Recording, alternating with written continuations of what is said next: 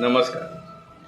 आज एका संस्कृत सुभाषिताबद्दल आपण जाणून घेणार आहोत आणि हे सुभाषित फार महत्वाचं आहे कारण ते आपल्याशी निगडित आहे. सुभाषितकार काय म्हणतात पहा.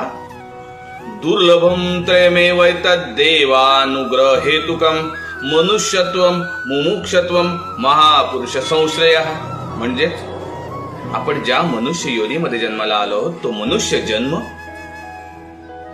मुक्ती आणि महापुरुषांचा थोरा मोठ्यांचा सहवास हा केवळ आपल्याला नशिबानेच मिळतो किंवा देवाच्या इच्छेनेच मिळतो आणि म्हणूनच त्याला दुर्लभ असं म्हटलेलं आहे. आणि म्हणून आपल्याला हा जो मनुष्य जन्म मिळालेला आहे हा आपण चांगल्या कामामध्ये व्यतीत करणं गरजेचं आहे आणि कदाचित त्यामुळेच आपल्याला मुक्ती आणि महापुरुषांचा सहवास मिळू शकतो.